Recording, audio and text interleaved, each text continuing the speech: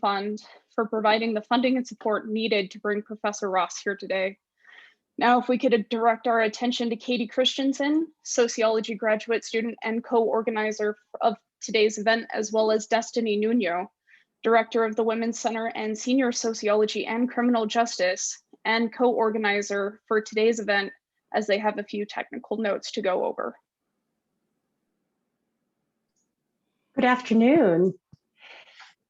I know that we can't see everyone in their camera, but I would like to invite everyone to enter this space with our incredible presenter, Loretta Ross, and to bring yourselves present into the right frame of mind. So I'm going to go over just a couple of assumptions and norms that we will be using today. And I'm also going to encourage you to join the space with us. So first of all, what I'd like everyone to do, even though we've been sitting on Zoom for what feels like eternity, is I'd like you to take some deep breaths, close your eyes if you're comfortable, and just really focus on your breathing in through your nose and out through your mouth. Again, and out. And as your breathing returns to normal, just focus on that inhalation and exhalation. There are a couple of technical things to note. Attendees to today's event will be muted for the entire event. So you'll be here and the panelists and presenters will be the only Zoom attendants who have audio today. The first thing we would like you to do, if your screen name does not reflect your first and last name and you are a Highlands student, would you please change your screen name to reflect both first and last name? Thank you. Secondly, if you are here and attending for extra credits today, we will be able to have a record of students in the chat. We would like you to put in the chat your name, the professor's name, and the course for which you're requesting extra credit so that we can be sure that that information gets to your professors. The chat will be open for the entirety of the event, and you may put questions for Loretta into the chat. We are here until 4:30 our time, which means that we will only have time for a few of those questions. So if we don't get to your question, don't be sad, but don't worry about it because we will just be able to select a few. If you have additional questions or communication that you'd like to offer to Loretta Ross, we will put her website in the chat, and you will be able to click on that website and use the link to contact her organization. We will also, at the end of the chat, at the end of the event, we will have a recording for this, and we will send a follow-up email. And in the follow-up email, we'll have a link to the recording so that you can view it again or share it as you see fit. Lastly, I would like to ask everybody to please recognize that the conversation we will be having with Loretta Ross today around calling in does require a level of vulnerability, and it requires a level of respect and trust that we're asking everyone to acknowledge today. So in the chat, please use appropriate language, and please be sure that you are being respectful. We will be monitoring the chat, and so we will be answering technical questions as they come up, and we will be making sure that the chat is a respectful and safe space for everyone. Thank you, Chastity. Thank you, Katie. I think I speak for all of us in attendance when I say that we are all very excited to have Loretta Ross as our guest speaker today.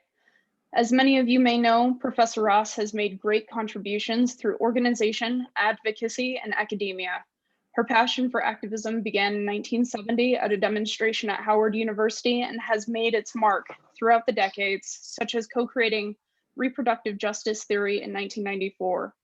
Her advocacy touches on multiple facets, including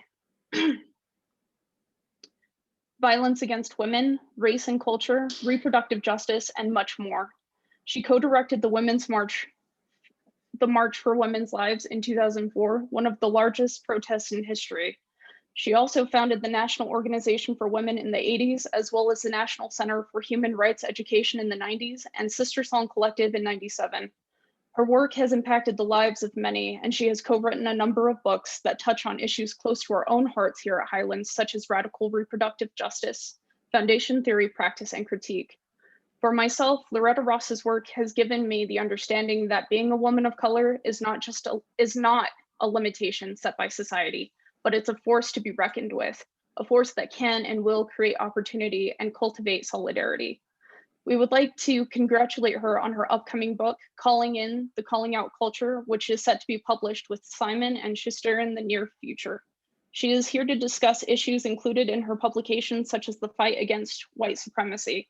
On behalf of the students, faculty, and planning committee here at New Mexico Highlands University, I would like to extend a warm welcome to our guest speaker today, Loretta Ross. Well, thank you. Thank you very much for such a warm welcome. And I want to give a shout out to my co-conspirator, Erica Durkas, who co-wrote with me Radical Reproductive Justice.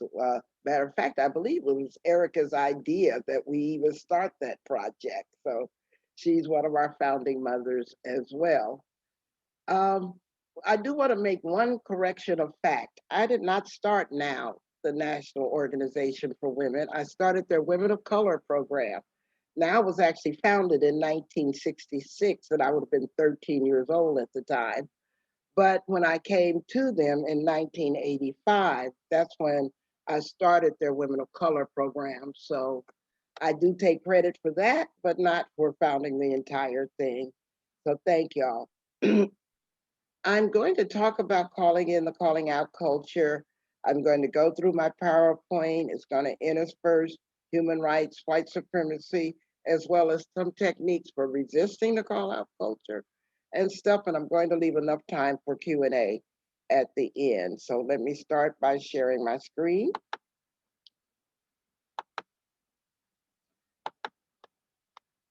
Hopefully y'all can see that screen. We're good. Okay. My moniker, my handle, however you want to call it, my avatar is Dread Feminist, because even though I've been a feminist for almost 5 decades, I noticed that no one had ever dreaded up the feminist logo. And so I made that my brand, but I spell it Dread like to honor Dred Scott, the 1857 Supreme Court decision that ruled that Black people were not fully citizens, that for the purposes of the census, we could be counted as 3/5 of a human being. And so that is my brand, and it's an honor to be with y'all today. What we're going to do is, first of all, understand what the call out culture is and what impact it has on our lives. And we're going to talk about why do they happen in the first place? Why do they get magnified? And I want to pivot us towards understanding why a calling in culture is not only possible, but is preferred. And we're going to talk about the benefits of calling in and preparing ourselves to do it, and talk about some techniques on how and when to call people in. I really do believe that we understand that the world we have right now is not working the way it should be. And we can create a new world together because we cannot accept the world we have. I'm paraphrasing Angela Davis, who said this. But my own contribution is that maintaining hope is very hard work. And we're going to have to learn how to call each other in to protect human rights so that we can imagine and build new possibilities for this world. Before I start, I want to start with some common definitions that are very necessary, because obviously I'm going to be talking really fast and we need some agreed upon terms.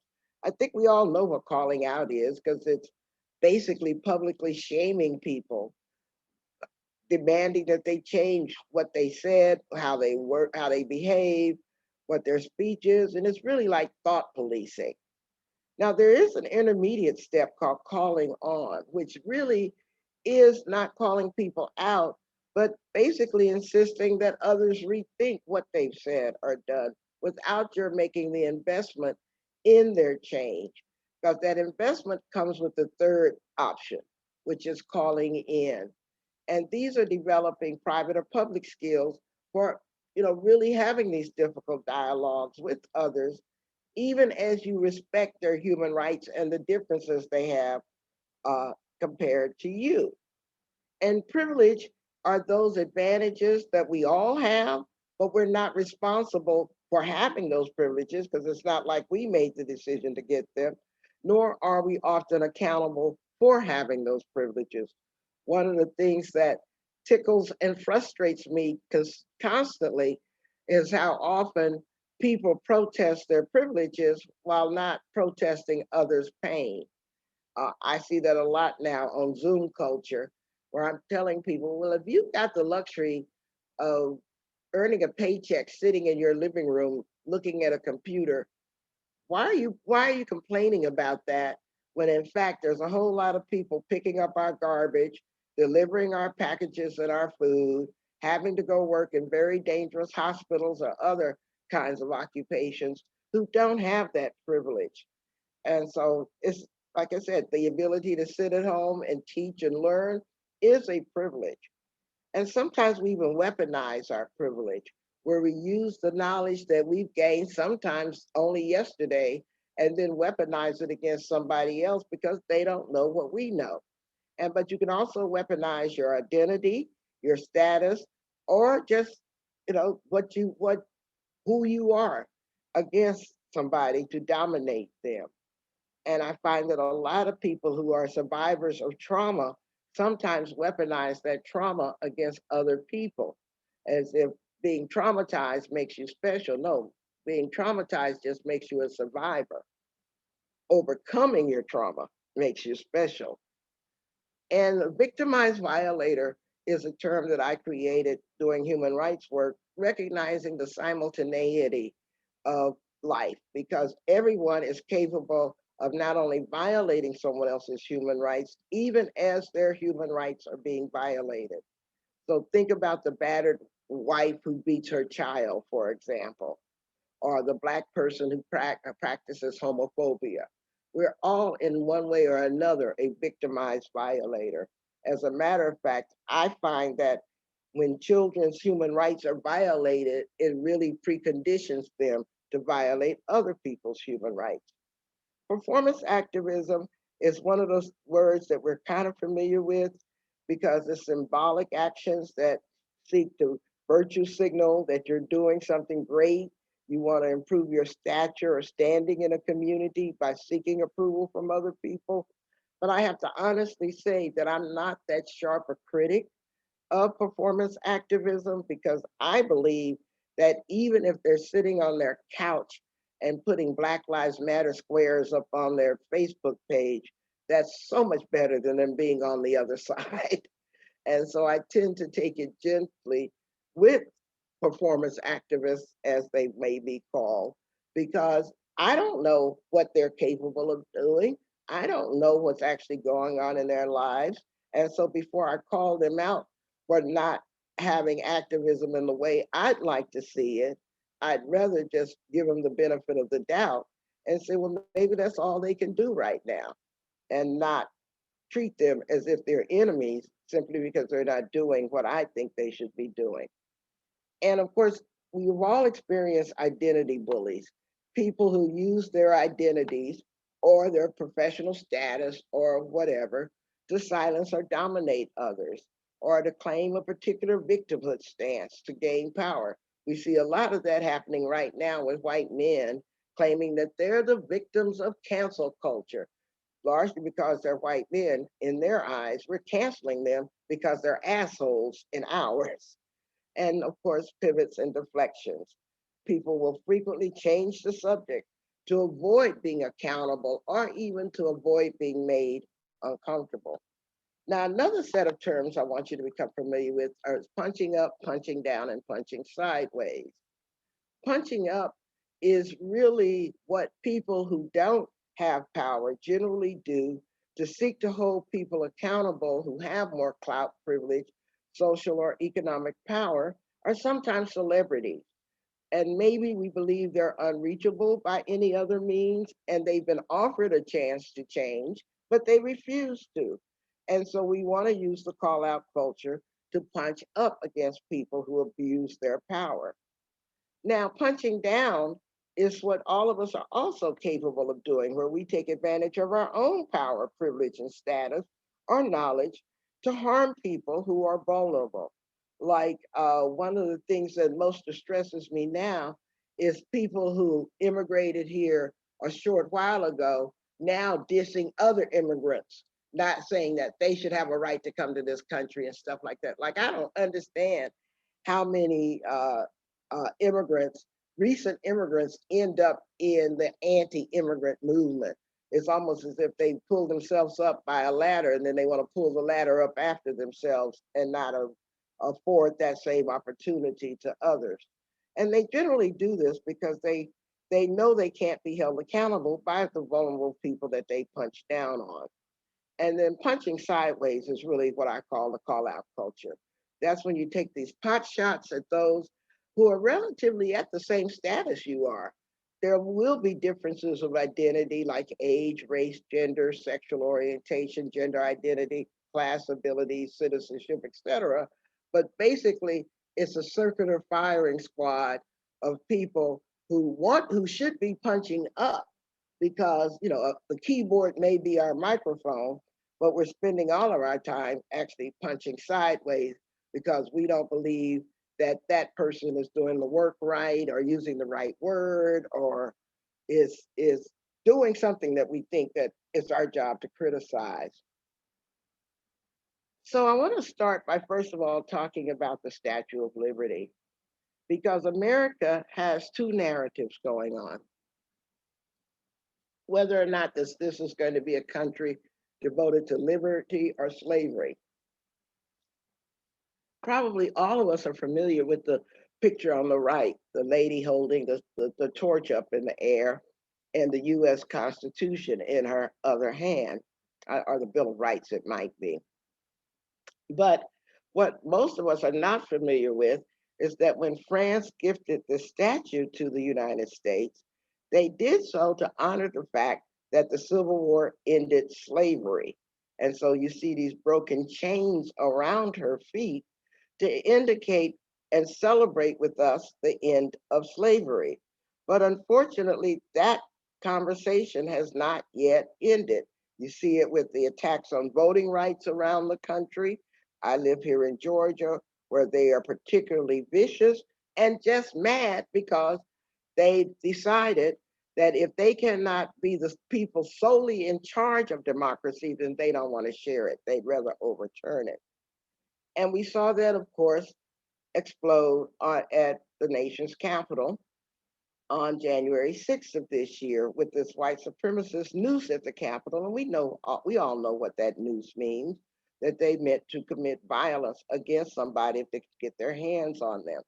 I call it America's unfinished Civil War because I believe that if our country had decisively handled those traitors who committed treason against our country and cost us hundreds of thousands of lives, if we had held them accountable for that then in 1865, we wouldn't have seen the Confederate flag in our US Capitol in 2021.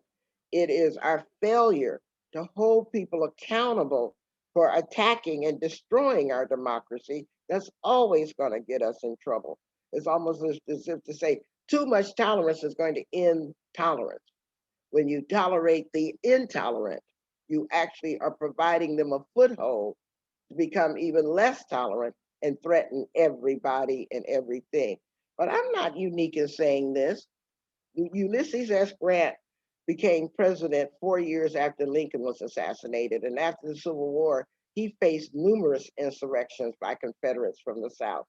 And he said, then, if we're to have another Civil War, I predict that the dividing line will not be Mason and Dixon's, but between patriotism and intelligence on the one side and superstition, ambition, and ignorance on the other. Does that sound like what we're dealing with today? We're talking about people who are trying to make America be as great as its promise with patriotism and intelligence against people who don't believe that they lost an election, that they're willing to believe all these bizarre conspiracy theories that they frankly believe that white men are the victims of a democracy, and their naked political ambitions makes them gaslight the entire country, and they take advantage of people's ignorance. So this was prophesied over 100 years ago, and yet we act like we're surprised that we have not ended the Civil War. Barbara Jordan was a congressman, the late Barbara Jordan from Texas, who oversaw and participated in former President Nixon's impeachment hearing. So I brought her forward to talk about what the people want is very simple. They want an America as good as its promise. This also makes me want to talk about blame versus responsibility, because I think it is conflation of white supremacist ideology with the white identity that makes people feel very guilty, very paralyzed, and very ashamed. And the reality is that no one alive can be blamed for the system of white supremacy that we're in, but we all bear the responsibility for ending it. And you can analogize this to buying a house with leaky plumbing, for example, where you're very proud that you are a homeowner and you live in this house. You may even throw a housewarming party to celebrate and have your friends come celebrate with you. But you're not responsible, you can't be blamed, put it that way, for the fact that when you bought the house, it had this leaky plumbing. But if you're going to occupy that house and enjoy the benefits and protections of that house, then you bear a responsibility for fixing the damn plumbing, okay? Instead of sitting up there and whining, saying, well, I didn't break the plumbing, it was like this when I got here. That's what white supremacy ideology is in America. Yes, none of us are alive to constructed this system, so we can't be blamed for it. But if we're going to enjoy the benefits and privileges of living in this country, then we have a responsibility for making sure it's the country it's supposed to be. And I want to talk a little bit about why white supremacy hurts white people, because a lot of people think that they're supposed to work against white supremacy because it benefits people of color to do so. And yes, of course, it would benefit people of color to work against white supremacy. But at the same time, I don't want it done as a missionary kind of thing. Matter of fact, if people of color could have gotten rid of white supremacy a long time ago, the system wouldn't even be around. So we need white people working against white supremacy for the sake of white people. And I think part of the reason is for the paralysis is the conflation of white identity with white supremacist ideology. Not all white people are white supremacists, and not all white supremacists are white. Just carve that into your brain, and maybe we would develop more white courage instead of white fragility, where we understand that we can all fight against an ideology. Your identity is not the issue, it's the ideology. And I think there's been multi-generational brainwashing of people who are identified as white, so that most people don't even understand that the Holocaust took place or why it happened, or the genocide against Native Americans or the Civil War. And they wonder why everybody doesn't just get over everything. Well, the problem with that get over strategy is that people have not stopped being stabbed in the wound. Or why else would we be watching the trial of Derek Chauvin right now and his murder of George Floyd? And unfortunately, the brainwashing of white supremacy ideology has convinced many white folks that if any kind of public service is going to end up benefiting Black people, then they'd rather not have it for themselves. And that deals with affordable health care, quality public education. It doesn't matter, because there's this whole brainwashing thing that's taken place that says, I would rather die than let those illegal immigrants or those Black folks or whoever have health care that they don't deserve. Kind of, if you don't believe me, read Jonathan Metzel's book, Dying of Whiteness, or Thomas Frank wrote a book a long time ago called What's the Matter with Kansas? A lot of analysts have tried to figure out why the belief in white supremacy is such a nihilistic, self-destructive belief, just like this belief in gun culture, is resulting in a wave of mass murders and suicide.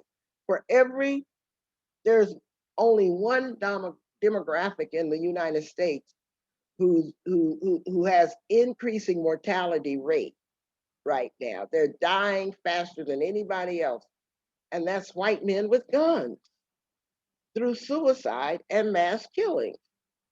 And yet they're the ones that say they're the ones most afraid. They're the ones that are buying all these guns because they're afraid of other people. And it's almost like you should be afraid of your own impulses, because between the guns and the opioids and the suicide and the mass murders, white men's mortality should not be going down if it wasn't for all of those things. And these feelings of guilt, shame, and justification are within all of us, feeling that, well, we didn't fix it, bring this system about, so why should we fix it? I just want to go about my life and act like, COVID is over and I don't have any responsibility. And why are these people always talking about race and immigrants and stuff like that and gay people? I mean, really? And so we deny, we deflect, we justify ignoring it, but that works about as well as ignoring cancer. And then even people who want to fight back against white supremacy remain silent because they don't know how to say the right thing, or really, there is no right thing you can say. They're afraid of saying the wrong thing. And so they end up walking on eggshells and then getting gaslighted if they just tell their truth, because there's always going to be someone who wants to call them out for not putting it the right way, not saying it the right way, the wrong tone, those kinds of things. And so people are self-censoring themselves, even when they want to speak up and take a stand. They don't know how, because we're in a very judgmental culture right now. And then a lot of people want to feel the need for forgiveness for their past thoughts and behaviors. And we can't even talk about forgiveness if you don't talk about self-forgiveness. If you haven't forgiven yourself, someone else forgiving you ain't going to help. And then we have these artificial binaries going on where we actually believe in the absolutes, like we're offered: good, bad, straight, gay, right, wrong, good, evil. And we try to slot people into these artificial binaries. And then that makes us very judgmental on them, against them, because of course we usually slot ourselves into the good side, and anybody who doesn't agree with us, they must be on the bad side or the wrong side or the evil side. And then this whole perfectionist thing that is so not only wrong and incorrect, it is simply not available to us, because imperfect human beings can't be perfect by definition. But that doesn't stop us from pursuing perfectionism. Sometimes it's called toxic perfectionism, and I'll talk about that. And then we assume and presume to have objectivity, particularly white men in the academy. They think they can pontificate on everything, and their own standpoint should not affect their ability to offer their judgments. But if a person of color or a woman does the same thing, then we're subjective. Well, I don't need to go on about that. Y'all already know that. And then even within our society that's trying to do the right thing, we don't know how to separate criticisms about racist behavior or words. And because people say when you criticize the words that they use or the behaviors they display, they think you're criticizing their moral character, because they also use those binaries of good, bad, right, wrong, good, and evil. And so if you say that they've done something that is racist, then they automatically become defensive because they think that you're criticizing their moral character. And then many people just feel overloaded with information and they want to bow out. They're exhausted by the thought of having to be permanently mad about everything, and that they're so afraid of being called out that they just drop out. They withhold their knowledge from the shared pool of information. And they want to separate themselves sometimes from those bad white people who are more racist, but they fear of being written off because of saying something problematic. One of the things that is so amusing to me in my life is that I work up at Smith College, which is one of the whitest areas of parts of America.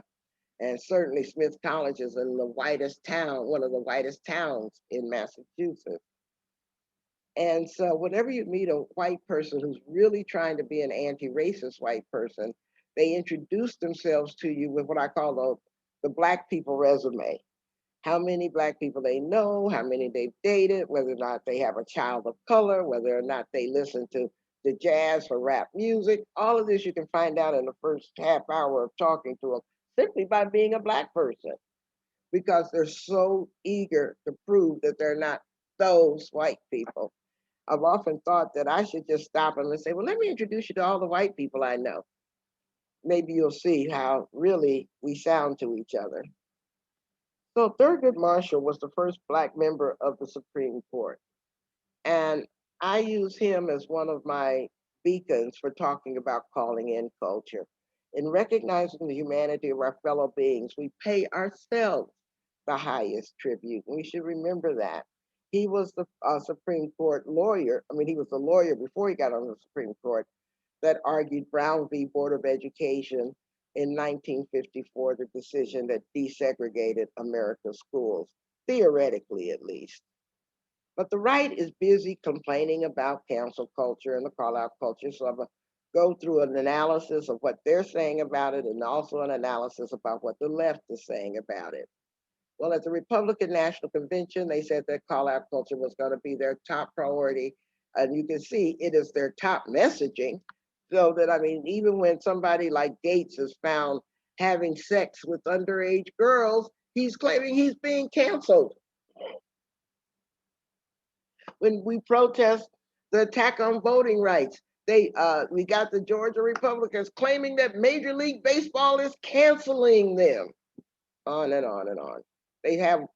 There's like a one-hit band. Anyway, they're accusing the left of a new witch hunt, a new McCarthyism with no sense of irony, and that somehow we're the ones threatening free speech by conservatives and particularly Trump supporters, and that the academic freedom of conservatives is under attack by these coddled left-wing snowflakes who are just too sensitive because they really don't believe that we're supposed to be intolerant of their ideas, and they really want to use government power where they have it to slash the budgets of left-wing campuses, like the University of Idaho, or I think it was Boise State University, let me get it right, just lost $400,000 of their campus budget because the right-wing legislature said that they are employing too many left-wing professors, for example.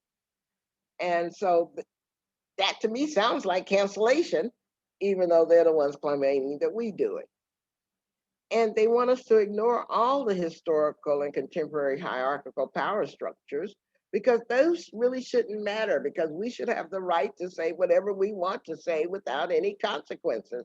Because, I mean, just because I've got power, I can feel powerless just like you if I can't get away with saying whatever I want to say.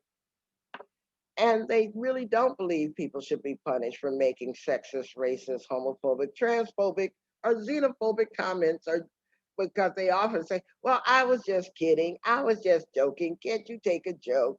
Aren't you really too thin-skinned? And that, of course, claiming that white heterosexual men are the principal victims, but really it's all conservatives who are vulnerable to being canceled by leftists. And they call us cultural Marxists. They don't even know what the term means, but they like it. They want to call us socialist, cultural Marxists, or something that they can easily demonize. And they think they should have the freedom to discriminate because of religious freedom, like the Hobby Lobby decision that said that if you're an employer that doesn't believe in birth control, then you have the right to not provide birth control coverage in your company's health care plan. They never quite answer the question of why my employer should be in my bedroom determining whether or not I have access to birth control. How did that become my employer's business kind of thing? And then there was that county clerk, Kimberly Davis, who refused to provide a marriage license to a same-sex couple in Kentucky in 2015 because she felt her religion was being violated. But isn't that canceling people for their right to marry? Anyway, and they do really criticize us because we're saying we're using a cancel culture too much against America's allies like Israel, Saudi Arabia, or corporate human rights violators. Y'all are just going too far. Now, of course, the left has its own opinion about cancel culture. We very accurately claim that it was the McCarthy anti-communist witch hunts that began in the late 1940s until the 1950s that accused hundreds of Americans of being communists or communist sympathizers. And this, in fact, cost them jobs, families, and sometimes, like the Rosenbergs, their lives. And that left-wing professors have always been under attack, particularly since the 1970s. Angela Davis, who you, of course, are familiar with, was fired from UCLA in 1970 simply because she was a radical, not because of anything she had done, mainly because of what she thought. And then we've got this continuing campaign to rid liberal universities of professors fired from tenure positions, even for challenging the concept of white genocide. There was a professor who said, well, white genocide isn't a thing, nobody's setting out to eliminate white people. And they were accused of anti-white bigotry by just saying that. But even worse, Lisa Durden was fired from Essex County College for saying that Black Lives Matter on Fox News. She literally said the obvious, Black Lives Matter, and she got fired for saying that. And then we're constantly up against them wanting to cancel all of our popular culture, like The Passion of Christ or Chronicles of Narnia, which I'm really pissed about because I wanted to know what happened with that bear, or Harry Potter, and on and on. They're constantly trying to cancel things that they think challenge their narrow religious views of the world. And of course, this extends to music like rock and roll and rap music. They always have been targeting these forms of cultural expressions, not only for censorship, but also threatening people with legal punishments, like imprisoning people for their music. And they are really good at using public shaming, you know.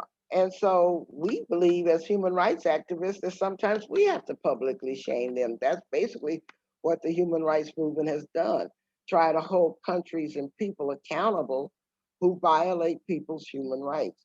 But I'm asking, as a person who studies the call out culture, when do we go too far? When do we become intolerant ourselves, like the people we are opposing or protesting? And so we believe in free speech, but we also believe that speech should not be consequence-free speech. And matter of fact, we prefer a concept called democratic speech environments that really does take into account power imbalances, because we believe in speech that promotes justice. And we do also admit that words can wound people. They have the power to wound. Not only do they reinforce social inequalities, but they can tee people up for physical harm. I mean, don't believe that if someone calls the N-word towards a Black person, that they're not going to immediately feel that they're at risk of physical harm. Or when somebody uses a transphobic saying or a homophobic saying or an anti-Asian slur, that feels like it is a spear point word, it's called, teeing people up for harm, because words are not neutral. And the only reason that the right wing is obsessed right now with the call out culture, because they had the sole privilege of punching down. Now that people are punching back, because anybody with a keyboard can be a critic and call people out nowadays, whether they work for your college or university or your company or what. That's when people are, oh, we're upset about the call out culture. There's too much calling out and stuff like that. I'm offering a more nuanced look at it, and that The right wing tends to weaponize the concept of political correctness, but they really don't understand that our job is to criticize the whole white supremacist system and its ideology, and to criticize this unjust hierarchy that they are trying to maintain. And yet, people are frequently canceled or are called out, fired even when speaking up on certain issues like supporting Palestinians or criticizing Trump family members, and on and on. But despite this, everyone wants to be heard, valued, respected, liked, and appreciated. And we have to keep that in our minds. So the calling in continuum actually is three phases, as I talked about in the definitions. The first one is calling out, publicly shaming somebody. Calling on, I'm going to spend the least time dealing with, but I just want to give you some examples of it. When you don't want to call somebody out, nor do you want to invest in them because you don't have the time or the inclination to do so with the calling in, you can use the technique of calling on. And my favorite calling on sentence is, I beg your pardon. And then I look them straight in the eye and let them rethink in their own head what they just said. And I just sit there. Quite often, people will rethink their words or back up and try it again. And then that tells you right then whether or not you're going to proceed to the next stage of calling them out or calling them in if they show some repentance, or just walking away. So calling on is the one that you always have available. Just remember one of those sentences like, I beg your pardon, or what did you just say? Or anything like that, that causes them to have to explain themselves again. Quite often, they will edit themselves without you calling them out. So calling out is basically, as I said, criticizing other people's social practices. While interesting, the people who do the most criticizing of everybody else rarely criticize themselves, as they weaponize their knowledge against each other, and they try to get into this woke competition, banishing others because they're not woke enough. And I think sometimes people do it because that's the way they think they're supposed to do social justice activism. They're actually trying to do the right thing, but they're doing it the wrong way. And so there are those who are doing it to boost their ego, or they're standing in the community. And some people are convinced that they have to arrive at some mythical stage of political purity. And they're going to shame and bully people until we get exact perfect agreement. Well, I don't think that that's achievable, and I actually don't think it's necessary. But there are appropriate uses for calling outs when you have power disparities, when people are inaccessible to you, when you want to avoid increasing harms through private means, and if you want to find others who are experiencing similar harm, and if you want to build a community of protection and safety to prevent future harm. Sometimes calling out helps you spread information, and sometimes it just lets you release your pent up outrage. And it certainly can call attention to unnoticed instances of injustices. So, because you're hearing from those who've historically been silenced, and you can name those hidden structures or privileges that often are not noticed by the people in power. And there are times when public shaming actually works. So I said earlier that we need to build a U.S. human rights movement, of which I'm a part. In his last Sunday sermon, before he was assassinated on April 4th, 1968, which was just yesterday, the anniversary of his death, Dr. Martin Luther King Jr. called on us to build a human rights movement. And his last Sunday sermon was March 31st, 1968. And ever since I heard about that speech, I realized that Dr. King not only had a dream, he had a plan that most of us were not fulfilling. But I am part of the women's rights wing of the human rights movement. And because I care about racial justice, I'm part of the civil rights wing of the human rights movement. And I'm disabled, so I'm part of the disability rights wing of the human rights movement. Now, I don't have enough arrows to put all the things up there that I care about, but I want you to spend time locating how intersectional your life is because you manage to care about a lot of different issues at the same time. And if you can see yourself as being part of a united human rights movement with different things that you focus on, then you can see the urgency of us stop calling each other out because I choose not to work on climate change as my number one priority, but I'm okay with people who do choose climate change or immigrant rights or whatever as their number one priority. We're all part of the same team. And we've got to figure out that I can't do work against for racial justice in a homophobic way. I can't do work for trans rights in a misogynist way. I can't do work for immigrant rights in a way that is racist and on and on and on.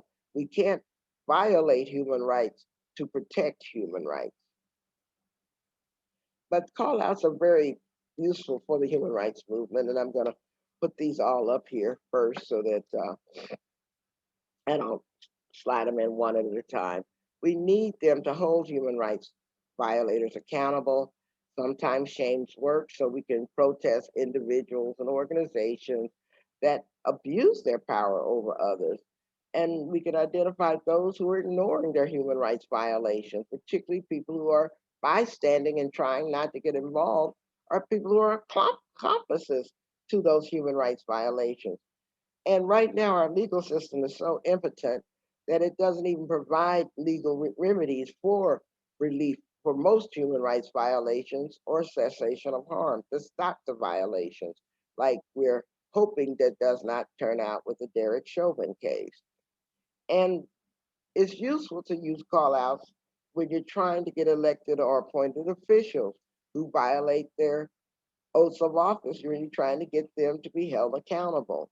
And particularly when you're looking at power differentials between workers holding a corporation accountable or students challenging schools when other efforts are failed. I always recommend that before you do the call out, try something else first because it's kind of like the nuclear option that you don't necessarily want to use first off because a call out is basically an invitation to a fight.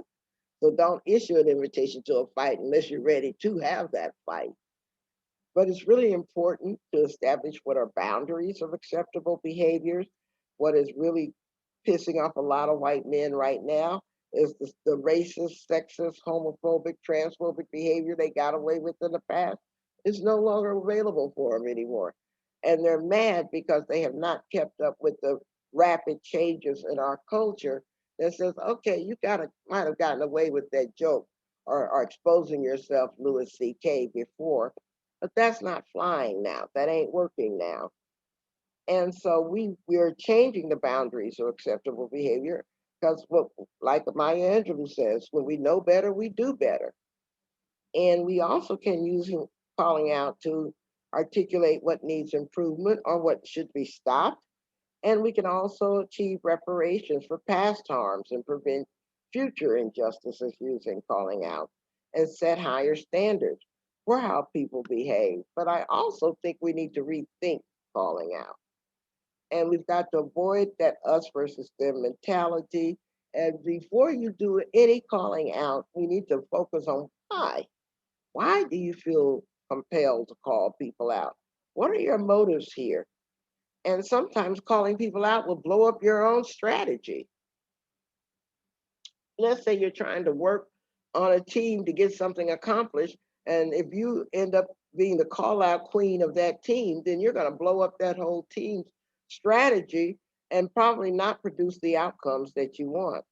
So you've got to be clear about what outcomes you're trying to get and work in a collaborative way by rethinking your calling out strategies and basically always try to avoid shame and ousting as punishment unless you have no other choice by valuing the relationships that you build. And you can't just name human rights violations, you need to build the power to end human rights violations.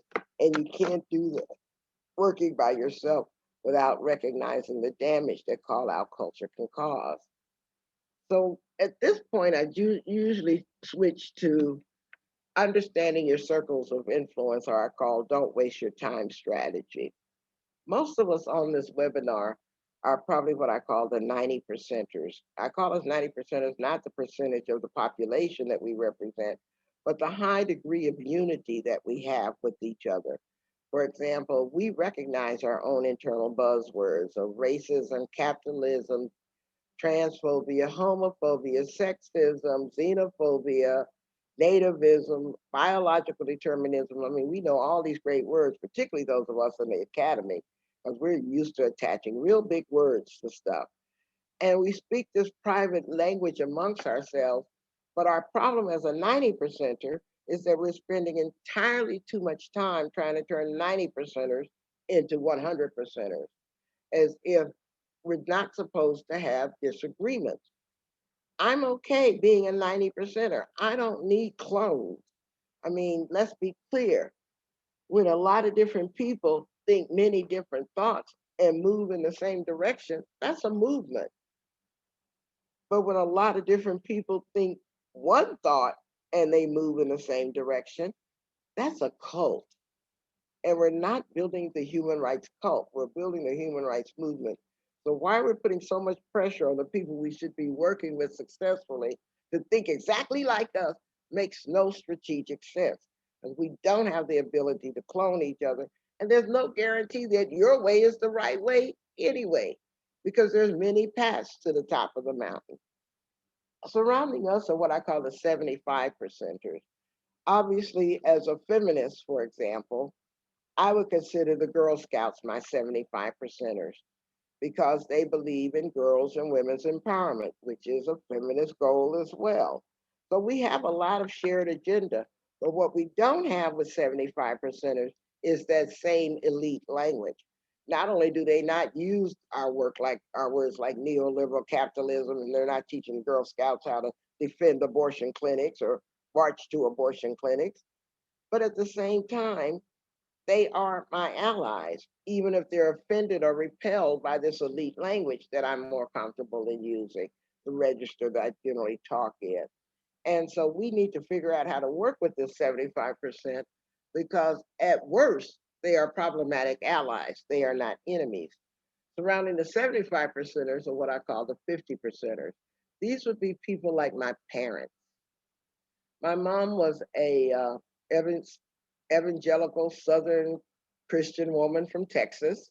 We've been in Texas since 1867, right after the Civil War.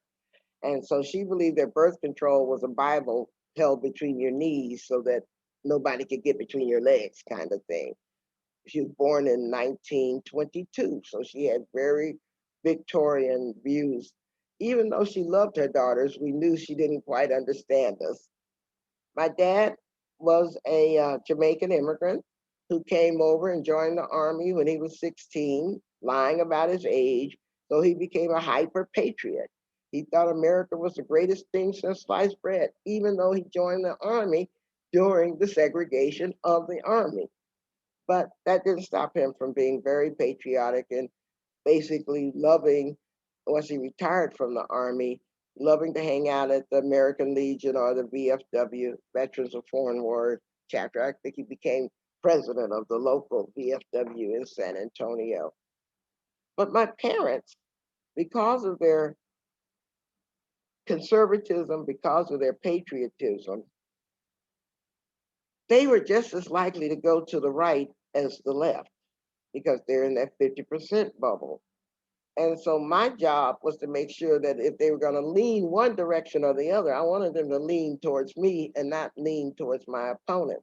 So I'll give you an example. When I talked to my mom about how she used to make us fix food for homeless people who were hungry when I was in the Girl Scouts, I asked her, I said, Mom, do you remember when we had to cook food for the homeless people? And she said, yes. Well, do you understand that as a human rights activist, instead of feeding the hungry, I ask why they're hungry in the first place? This is the way you talk to 50 percenters. You go underneath their words, underneath what you think they believe, and you go after their values. And you find that you could have shared values with them. And my mother suddenly understood that I was expressing her values in a different way. And that way I pulled her more towards human rights and less towards the faith healers in her churches that she was giving all her money to. Outside of the 25 percenters, of 50 percenters are the 25 percenters. These are like people who support Trump.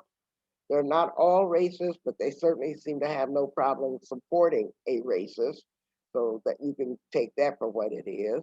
I don't think we have sufficient worldview as a 90 percenter to do any persuading of them. I've deprogrammed white supremacists.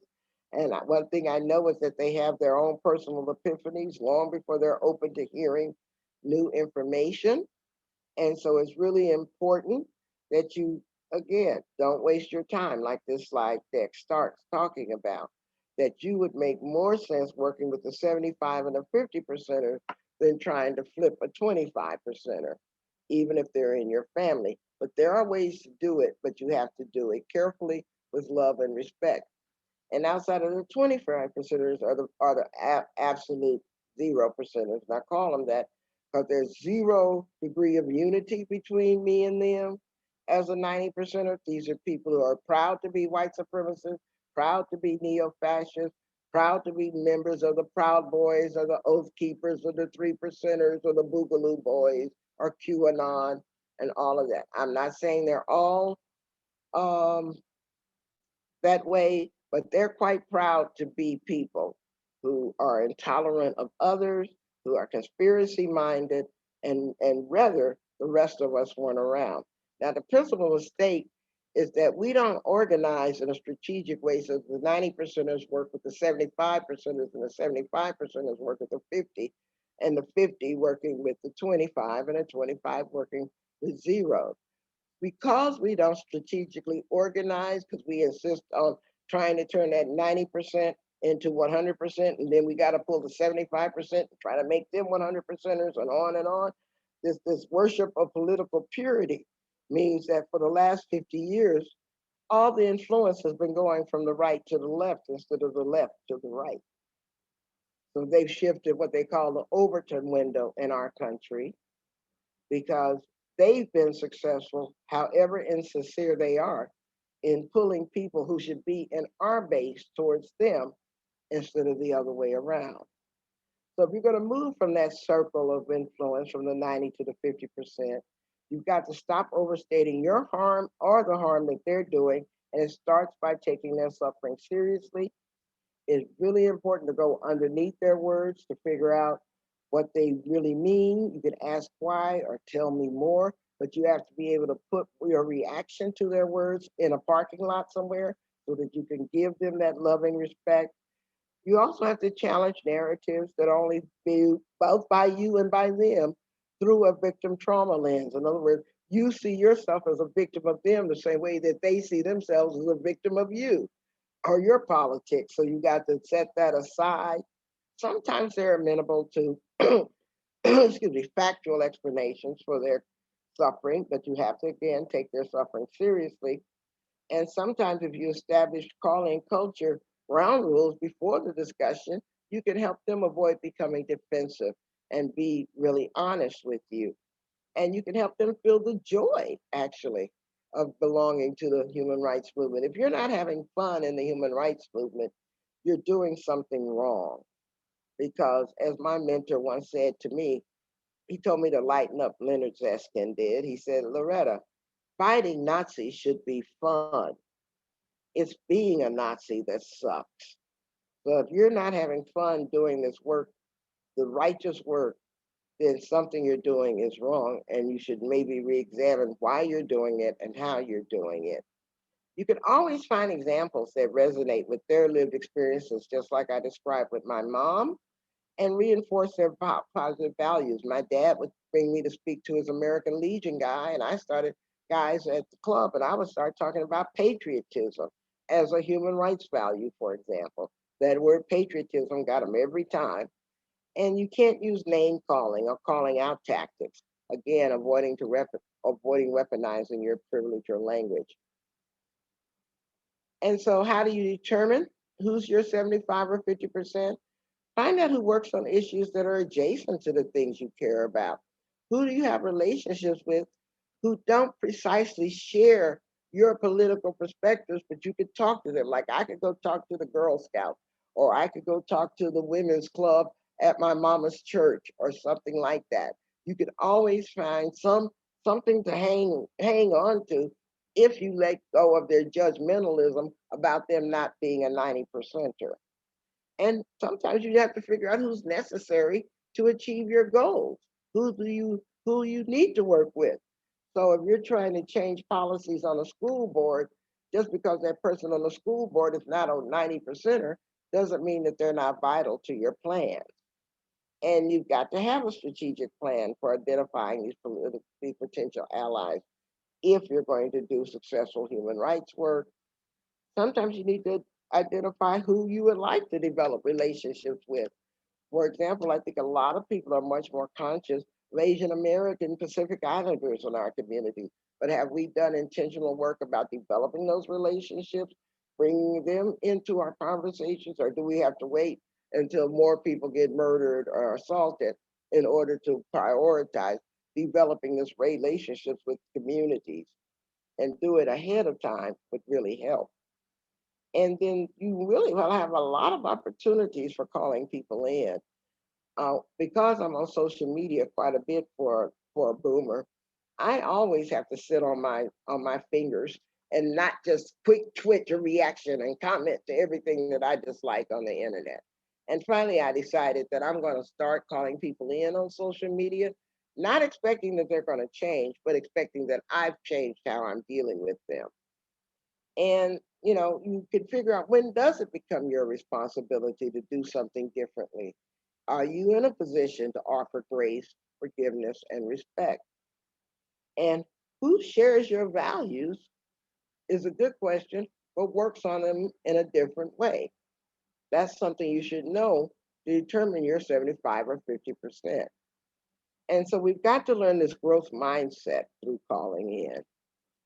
Calling in, and I know I'm running out of time, so I'll put them all up there. It's really a call out done with radical love to achieve accountability. And radical love is hard, y'all. This stuff ain't easy. Because I used to be so angry at people in the Klan, and so angry at people who raped women. And as a rape and incest survivor myself, I didn't have any grief for people who harmed people. But I had to learn that working from that place of victimization and anger is not a sustainable emotion. People who haven't figured out how to master their own anger end up becoming movement tourists. They drop in and out of the movement. They don't stay around for 3, 4, 5 decades because that inner anger has eaten them up. And partially it starts because we don't give each other the benefit of the doubt, nor are we willing to accept that diverse people are supposed to think different thoughts, but we can be on the same team and even have different responsibilities, as well as differences of opinion. Remembering the broader context always matters. You, of course, probably heard about that Teen Vogue editor who was basically fired. I guess that's one way of putting it, because she had done some tweets when she was a 17-year-old, and they were now weaponizing those against her when she's 27 years old, which is so unfair because we all do stupid things as teenagers. We all are really lucky that nobody has a cell phone capturing everything we've done stupid as a young person. Hell, I still do stupid stuff as a 67-year-old woman. And so I hope people always remember the broader context. And ironically, the same young woman who organized the call out squad against this Black Teen Vogue editor, turns out that 12 years ago, she also did some tweets around the N word, just throwing it around like it didn't matter. And so she got called out too, even though she led the call out charge against this other woman. And, again, I think the same thing applies. She did stupid stuff as a teenager, and she didn't think she was going to get caught, but she tried to hope it wouldn't get caught out while she called out somebody else. And so we've got to use active, loving, listening practices with each other and be grateful for this opportunity to be better together. To start calling out, you've got to first self assess. How do you feel? And why do you want to call somebody in? If you're walking around with your wounds still bleeding or gaping open, you're not in a calling in space, because your number one priority should be to take care of yourself. If you're not in that healed enough space for a difficult conversation, then it's all right to walk away. You don't have to call people in, it's not obligatory. But once you do decide to call somebody in, please accept that you don't have the magical power to change other people.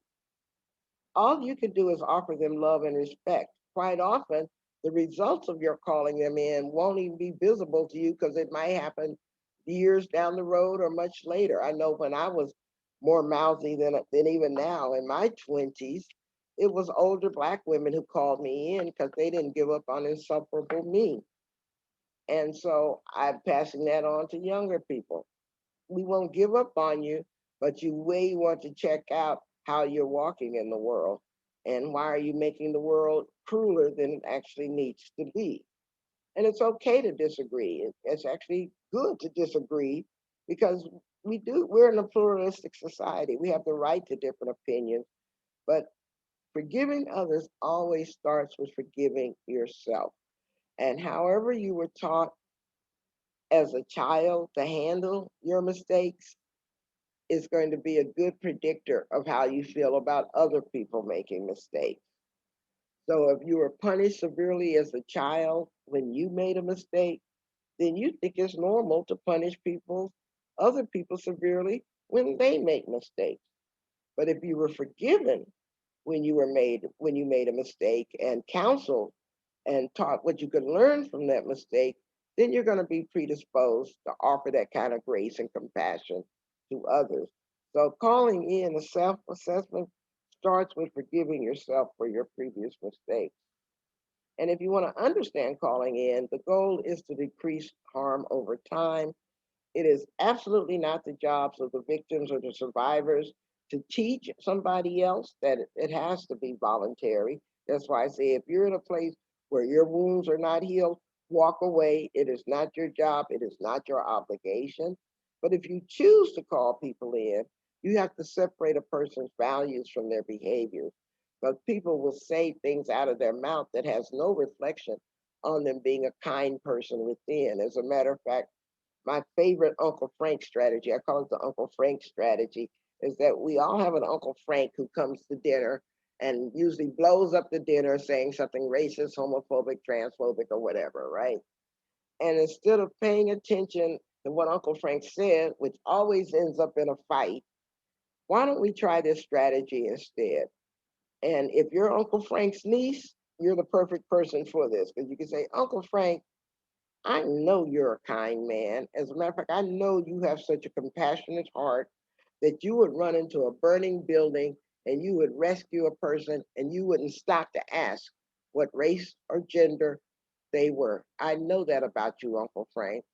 So, Uncle Frank, help me reconcile the good, kind Uncle Frank I know you are with what just came out of your mouth, Uncle Frank. Help me understand that.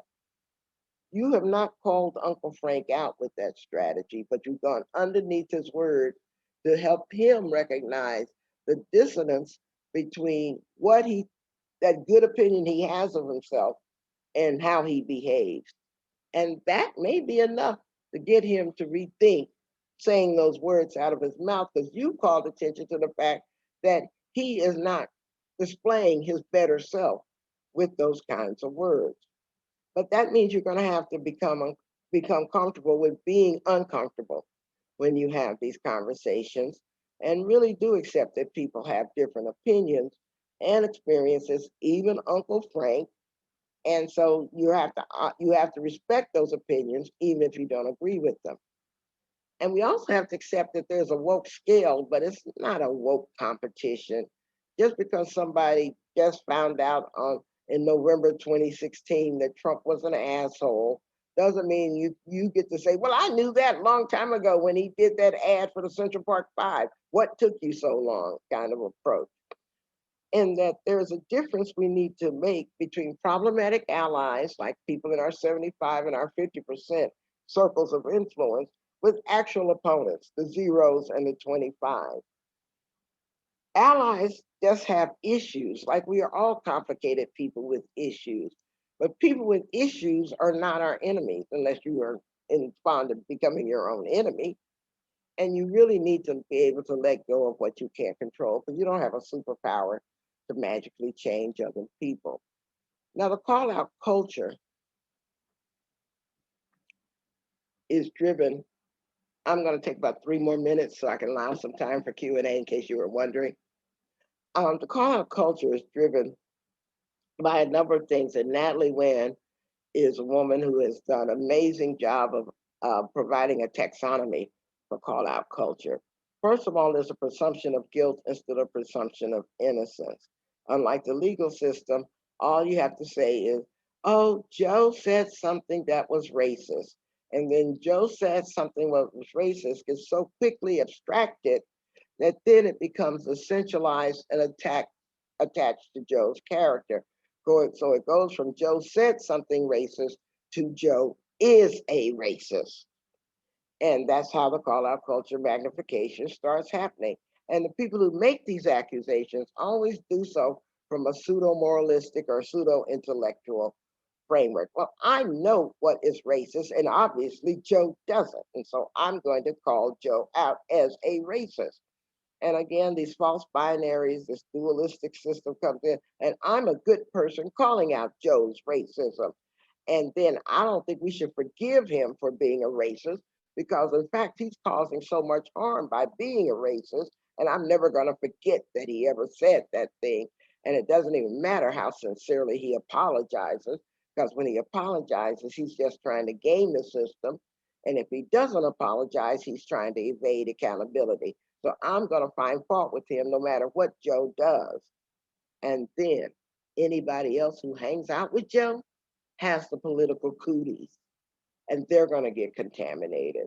So why are you still hanging out with Joe? Didn't I tell you he was a racist, et cetera, et cetera, et cetera?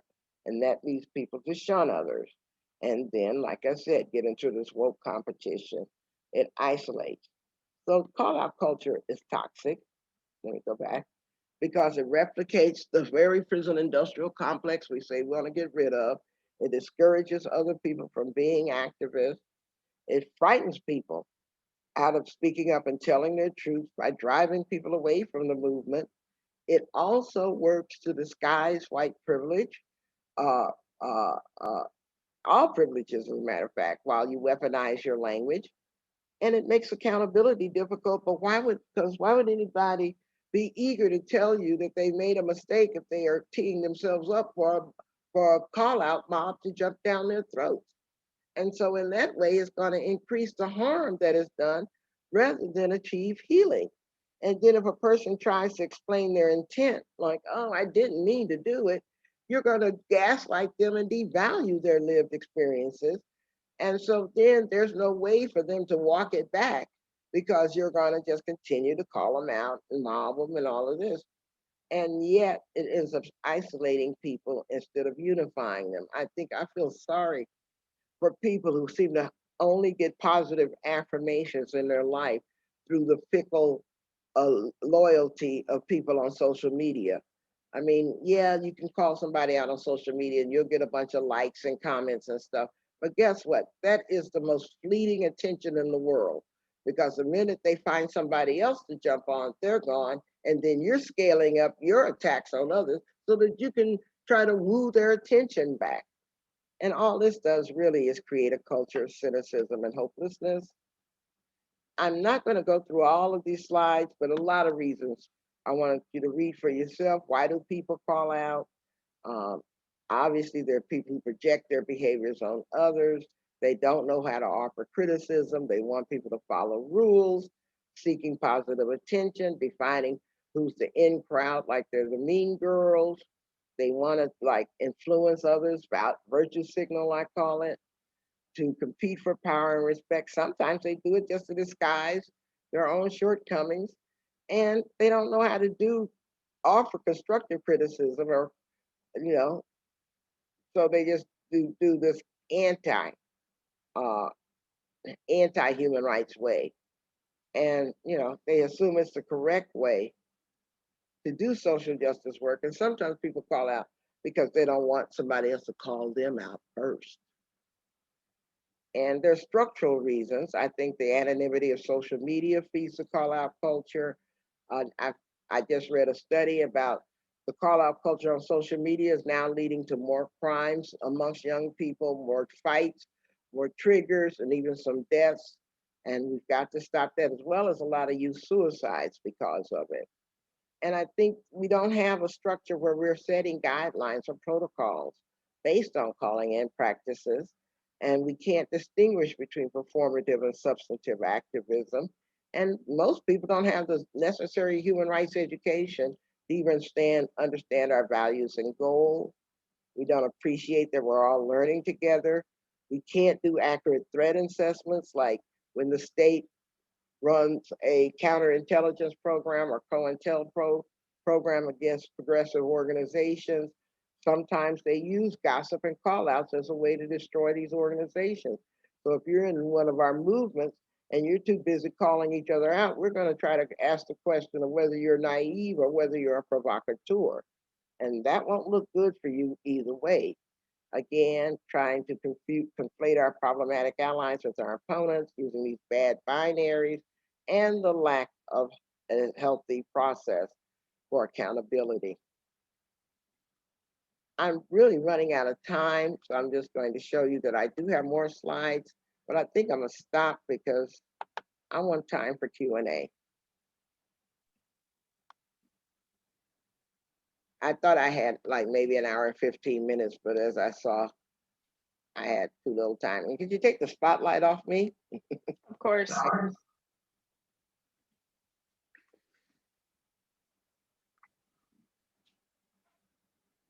So are there questions in the chat?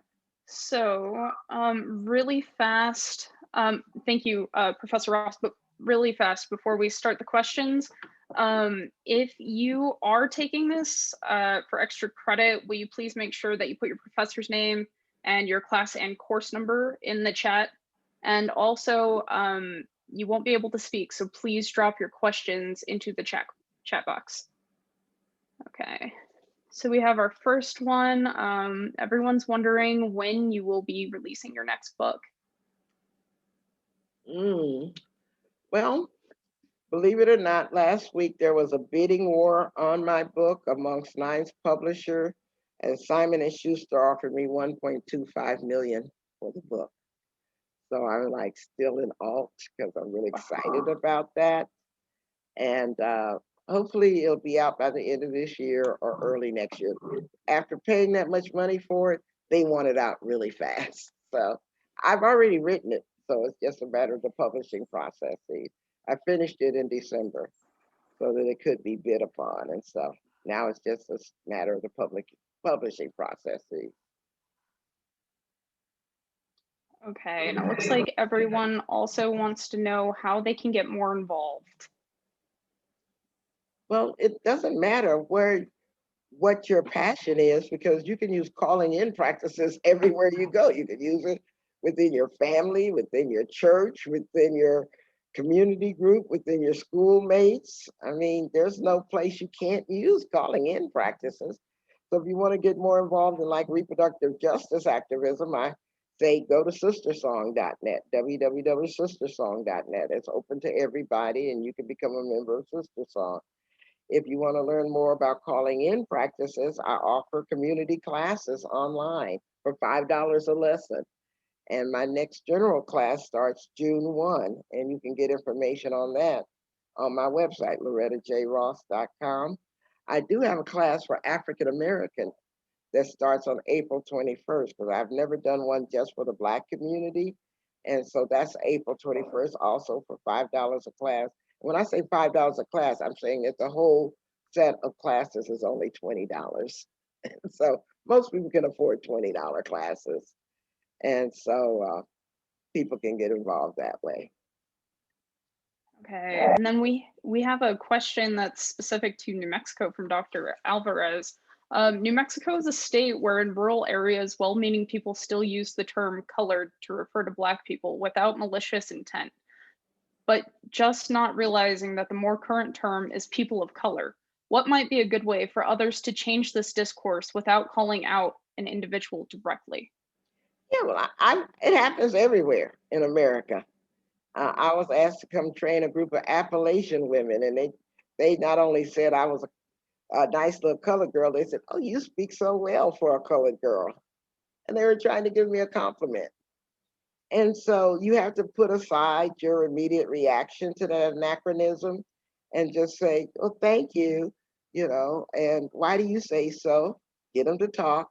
And then you say, "Hey, nowadays we say this instead of that, but thank you for the compliment." So again, if you're walking around looking for a fight to happen, then you're not going to be able to have those constructive conversations to help people learn and grow. Mm, thank you. And then let's see, just a couple more.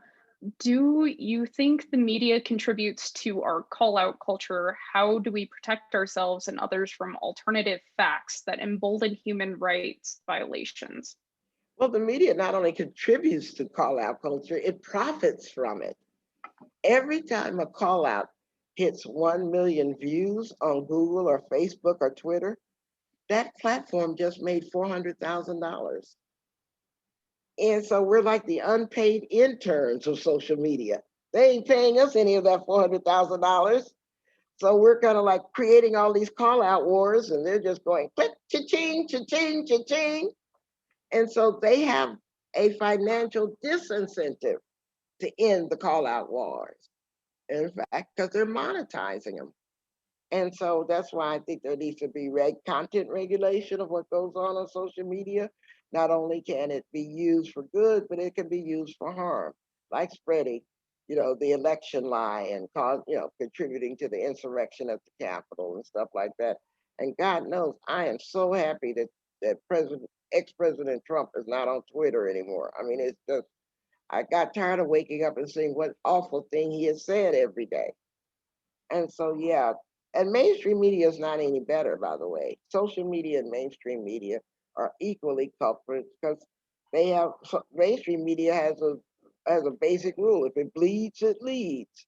And so they set up these gladiatorial contests so that they can increase their ratings and stuff like that.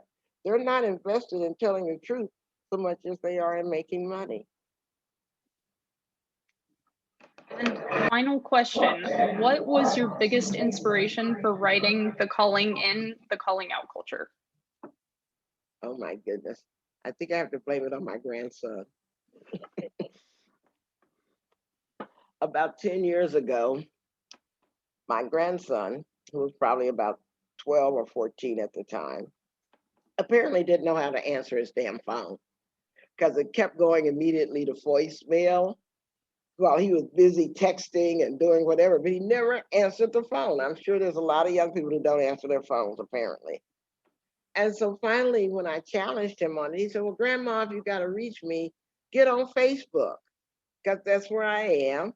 And so the minute I get on Facebook, this kid migrates off to TikTok or Instagram or wherever. But I ended up stuck on Facebook, finding that it was great for reconnecting with the young people in my family and all of that. And that's when I noticed how mean people were being online because I didn't know anything about it. And so I asked the young person I was working with on reproductive justice work, Marissa Graciosa, who worked for Planned Parenthood at the time. I said, "Marissa, what is going on this social media thing? Y'all are so mean." And she said, "Oh, you mean the call out culture?" I said, "You named it?" And she said, "Yeah." And she kind of shrugged. I said, "What are y'all doing about it?" And she shrugged again. And so that was my inspiration. I said, okay, after 50 years of doing this work, I taught Black feminist theory to Black men who raped and murdered Black women when I was only 25. I deprogrammed white supremacists in the KKK and the militia and all of that. And if a Black woman can't hate the Klan, her hate list gets really short. And I've worked for 50 years with problematic white women in the women's movement. So I thought I had some useful things that I had learned about calling people in, and the fact that other people that called me in that I wanted to share and pass on. Kind of like that's what elders are supposed to do. We're supposed to pass on knowledge, not scold upcoming generations. Just pass on our scars. So that's what I do. Mhm. Thank you so much. Just thank you again, Professor Ross.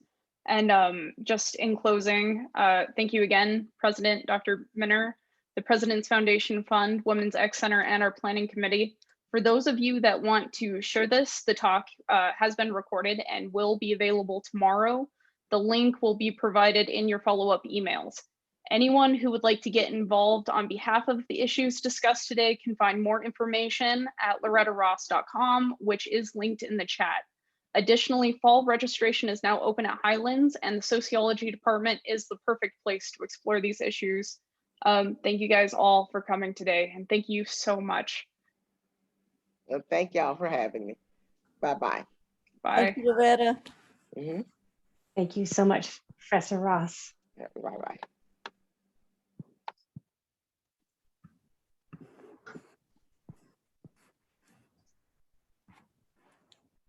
Can we hang out for a second? Yeah, be just 1 second.